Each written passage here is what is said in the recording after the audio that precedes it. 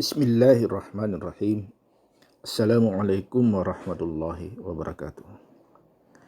Para pendengar dan pemirsa yang dimuliakan Allah, kita berjumpa lagi dalam mendengarkan bacaan isi kitab 3 serangkai dan 5 serangkai karangan Buya Syekh Dr. Haji Jalaluddin. Judul kali ini yaitu Kebohongan Kitab Ummul Qura karangan As-Sayyid Al-Faruti, sejalan kebohongannya dengan buku Tablighul Amanat karangan Syekh Sulaiman Ar-Rasuli. Dalam satu konferensi rahasia dari kaum imperialis di kota London, dicari sebab-sebabnya apakah sebab penjajahan mereka ke dunia Islam kurang berjalan lancar. Di antara lain-lain yang menyebabkan kurang lancarnya penjajahan kaum imperialis itu ialah kalau jiwa umat Islam itu diisi dengan nur ma'rifatullah yang asli, maka umat Islam yang berjiwa ma'rifatullah itu tidaklah mudah menjajahnya. Bahkan kaum imperialis mengetahuinya. Setiap bangsa Kurdistan dari bangsa Turki yang menganut tarekat Naqsabandiyah, jika ia menjadi tentara Turki, maka serdadu Kurdistan Turki itu tidak mudah akan mengalahkannya. Bahkan pernah terjadi suku Kurdistan Turki yang dikirim menggempur Eropa mendapat kemajuan yang gilang gemilang. Akibatnya sebagian besar kerajaan Ostenrik dapat ditindak tentara Turkian tersebut. Inilah pengaruh tarekat Naqsabandiyah yang dianut suku Kurdistan bangsa Turki, di mana terjadi pemberontakan menentang penjajahan, kebanyakan dipelopori oleh ahli tarekat. Jiwa yang telah diisi dengan ma'rifatullah dengan arti yang seluas-luasnya tidak kenal mundur, tidak mudah menjajahnya. Imam Bonjol yang terkenal sanggup menghadapi penjajahan Belanda bertahun-tahun berkata, disebabkan jiwaku berisi dengan ma'rifatullah atau intisari tarekat Naqsabandi. Setiap darah dagingku membaca kalimat Allah Allah, maka aku sanggup berjuang bertahun-tahun melawan Belanda. Tetapi ada murid-muridku yang khianat, akhirnya aku ditangkap, dibuang Belanda. Demikian tertulis dalam catatan Imam Bonjol. Muridnya yang khianat itu dituliskan beliau, namanya Tuanku Nanggapuk. Bukti-bukti yang nyata Imam Bonjol menganut tarekat Naqsabandiyah. Lihatlah gambar atau fotonya. Kelihatan seuntai musabbah atau tasbih pada tangan kirinya. Jika ia mengusir penjajah, tasbihnya di tangan kirinya dan pedang terhunus di tangan kanannya.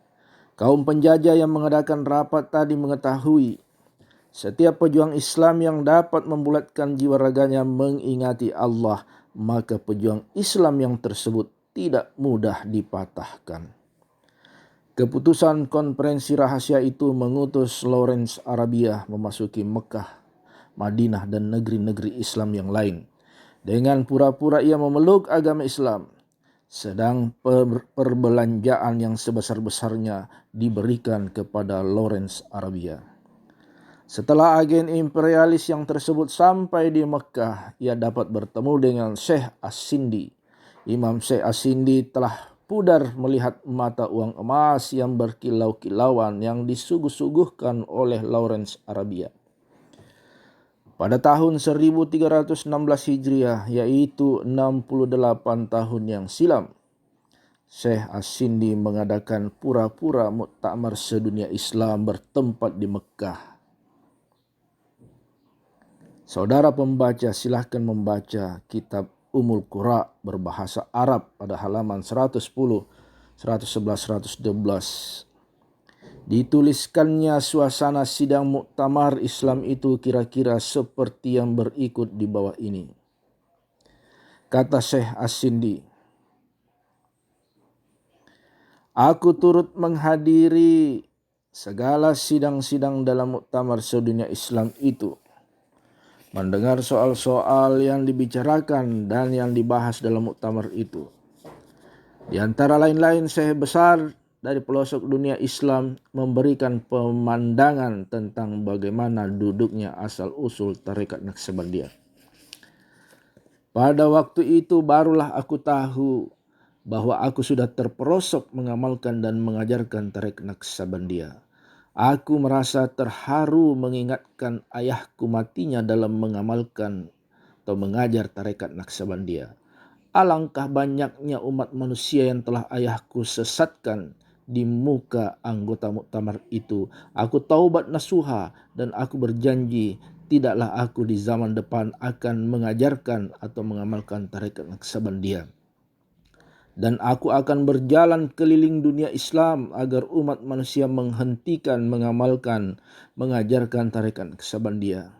Barulah aku tahu bahwa tarekat Naqsabandiyah tidak berasal dari syariat Islam dan tidak berasal dari Quran dan hadis Nabi.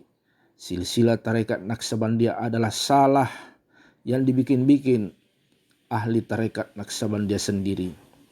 Barulah aku tahu murakabah, musyahadah, istifadah, istimdad, minta tolong kepada arwah nabi-nabi dan arwah-arwah para salihin adalah syirik semata-mata. Sesat lagi menyesatkan.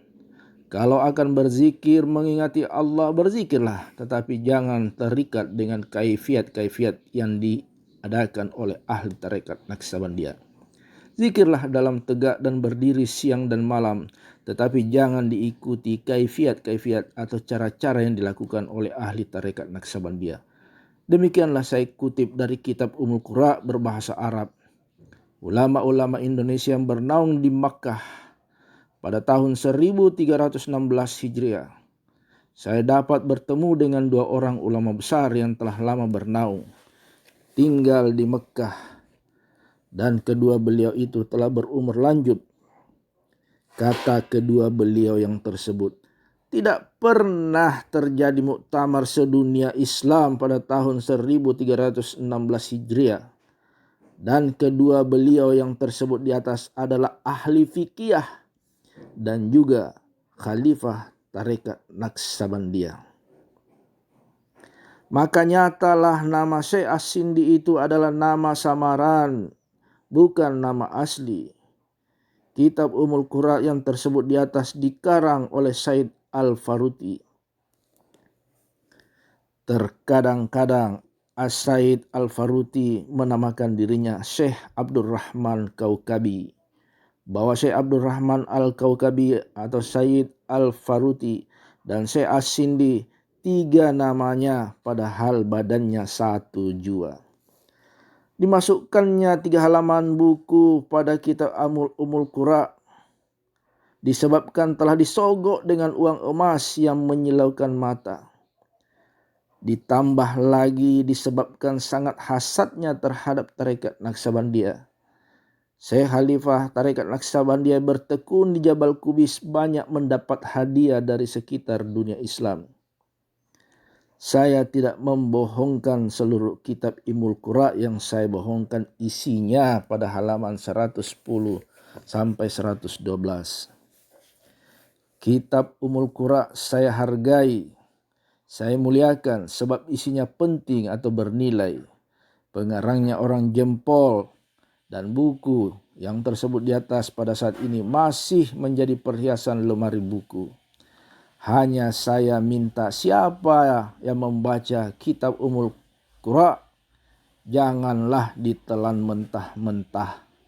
Walaupun pengarangnya ulama besar, yang saya harapkan di waktu saudara-saudara membaca halaman 110 sampai 112, hendaklah berhati-hati sebab pada halaman itu bohong atau palsu.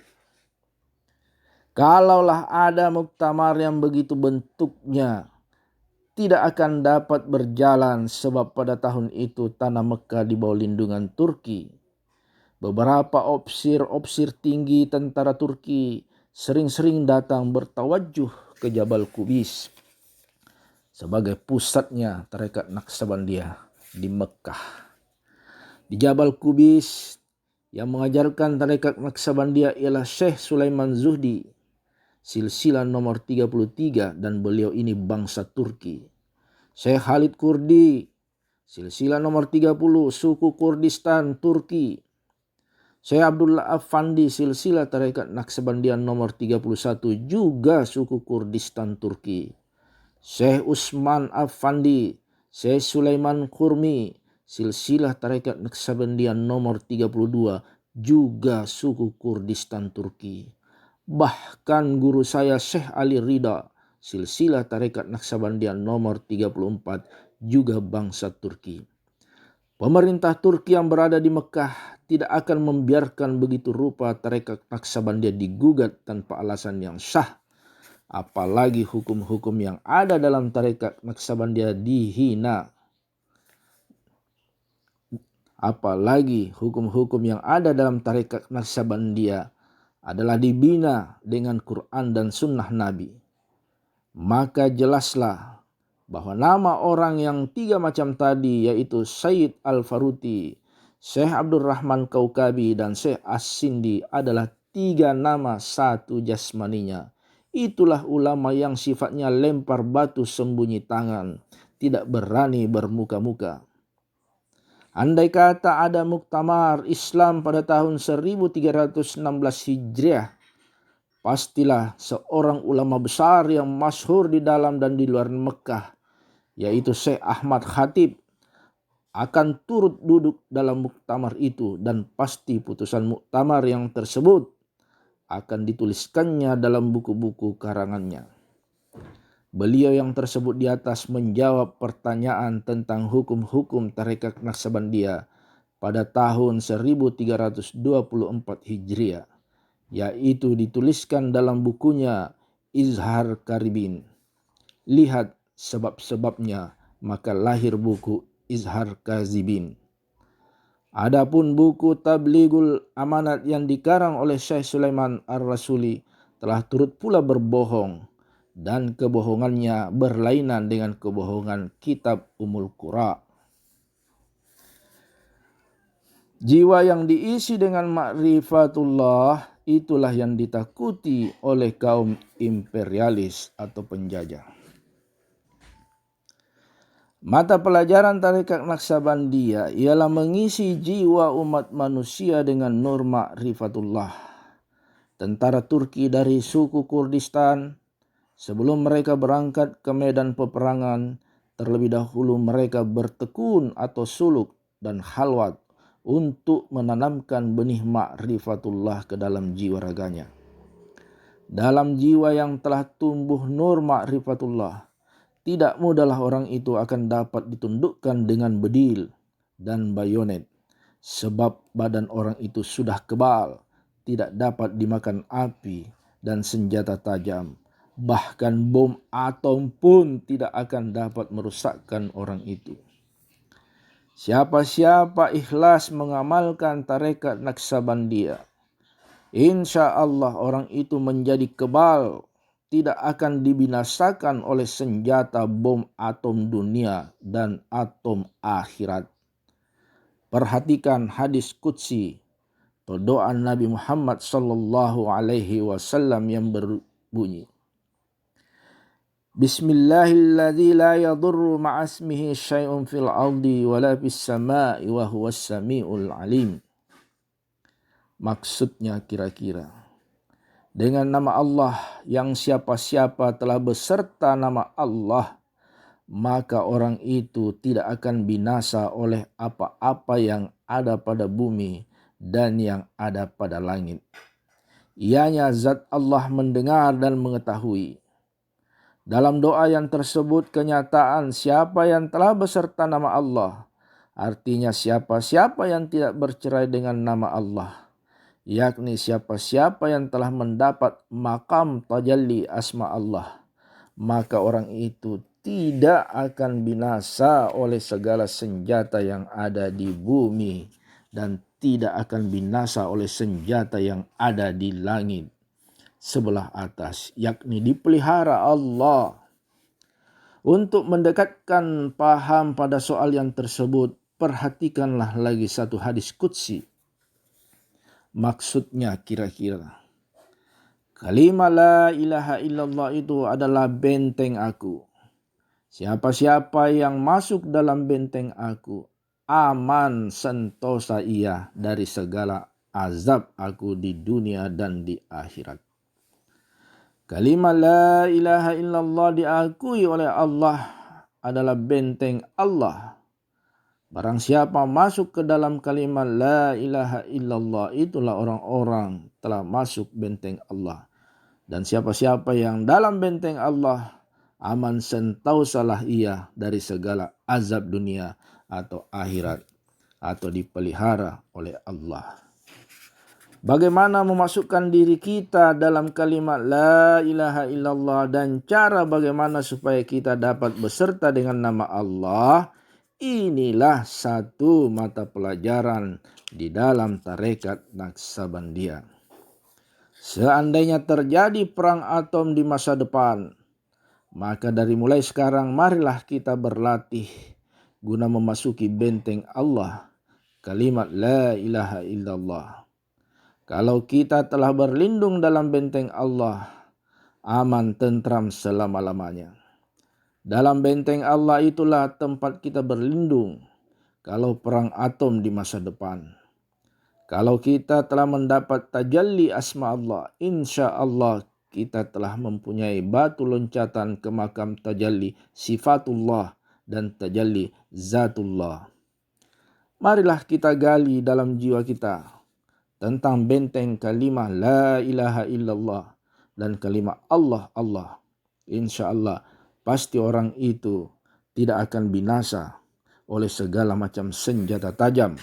Bahkan api dunia dan api neraka tidak akan bisa membakar orang itu.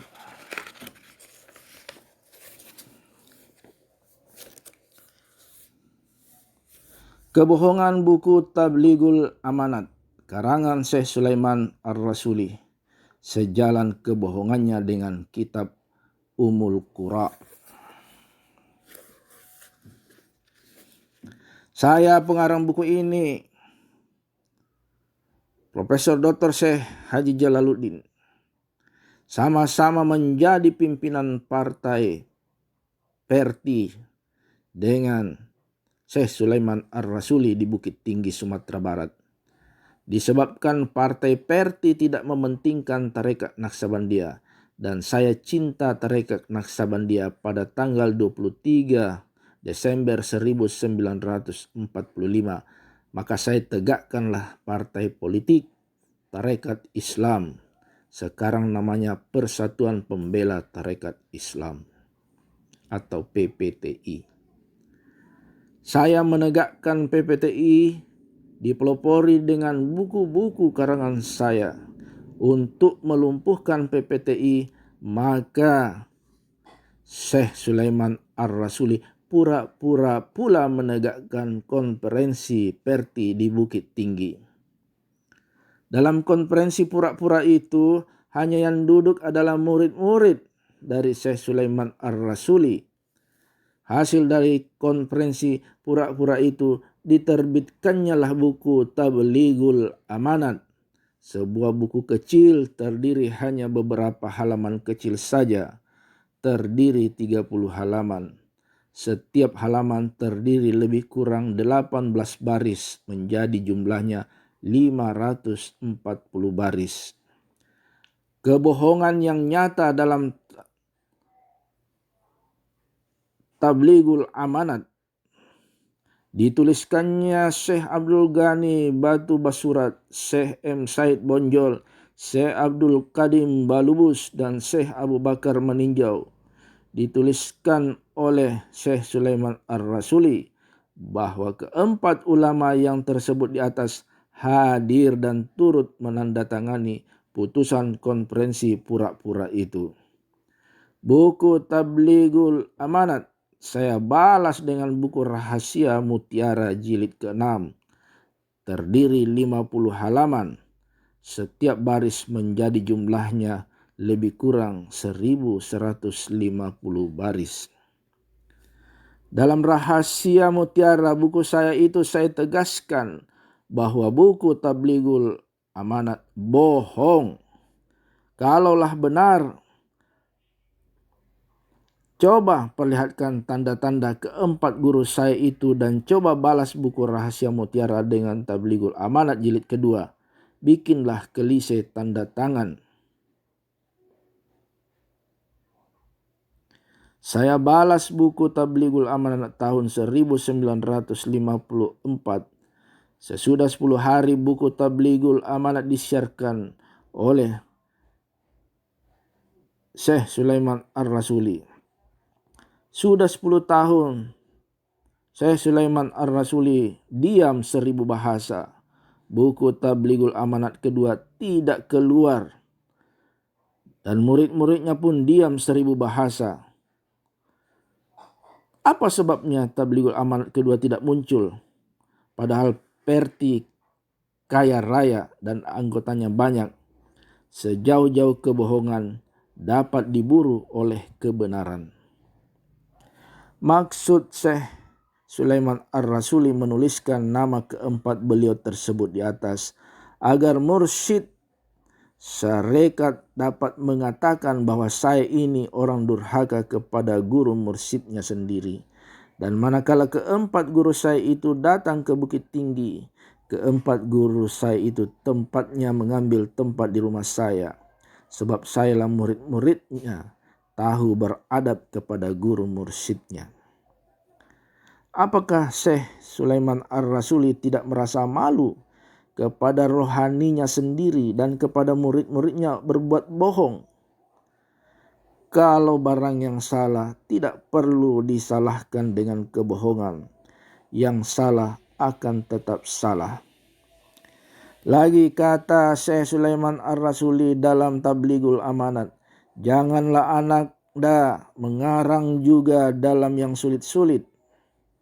Ini pun satu kebohongan juga. Sebab saya bukan dilahirkan dari istri Syekh Sulaiman Ar-Rasuli.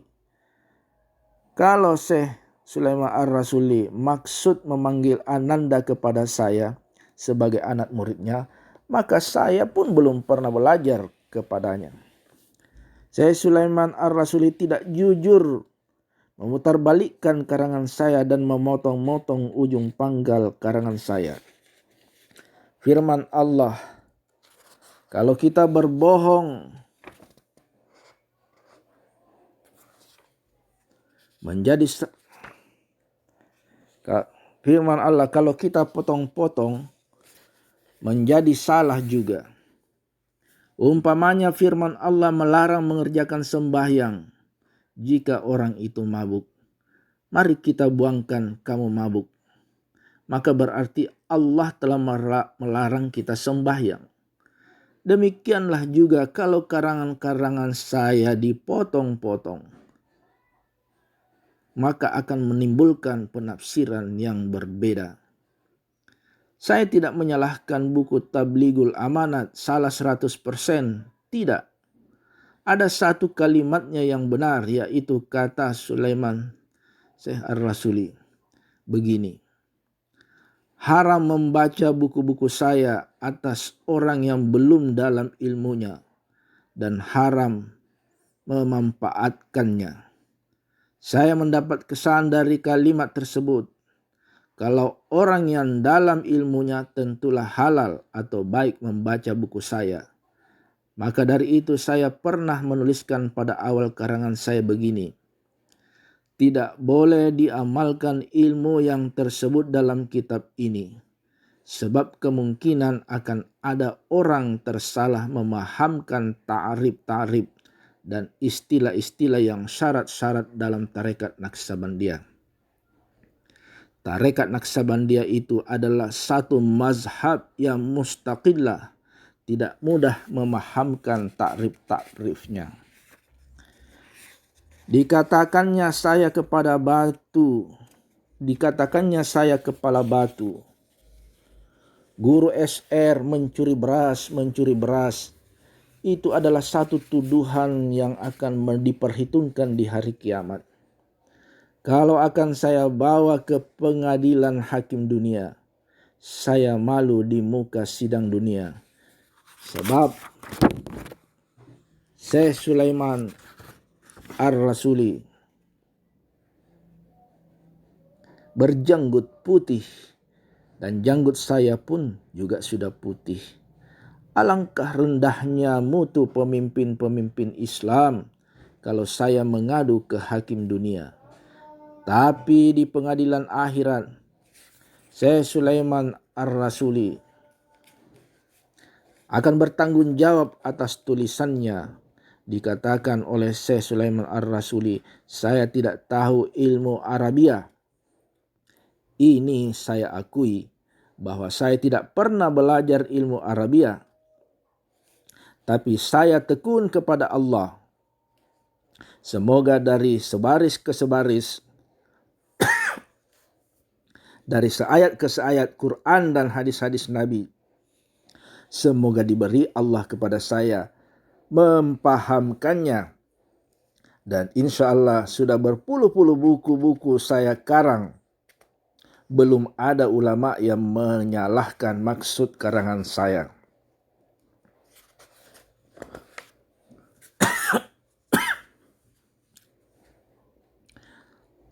Adapun salah titik dan baris, salah susunan biasa terjadi. Walaupun orang itu lautan ilmu sekalipun. Bahkan Syekh Sulaiman Ar-Rasuli sendiri pernah salah. Sepatutnya dituliskannya fal'allaka. Ternyata dituliskannya falaka. Hal yang demikian tentu biasa terjadi dalam setiap karangan. Quran pun yang diulang-ulang cetak sudah ribuan tahun masih terjadi juga salah. Saya mengaku bahwa saya orang bodoh dan mengakui pula bahwa amal bakti saya tidak sempurna. Akan tetapi saya juga mempunyai harapan besar atas limpahan karunia Allah, akan taufik hidayah Allah, atas petunjuk Allah. Ilmu-ilmu itu bukanlah hanya diukur dengan lamanya belajar ataupun tempat-tempat belajar seperti Madinah, Mekah, dan Mesir. Kalau seseorang hamba dikaruniakan Allah ilmu, apakah salahnya tanpa belajar kepada manusia? Segala ilham-ilham dan petunjuk-petunjuk yang saya terima telah dibukukan. Kalau benar karangan-karangan itu, semoga menjadi bimbingan bagi orang yang bersedia memperbaiki diri. Walaupun ada salahnya, mohonlah diperbaiki. Saya akui buku Tabligul Amanat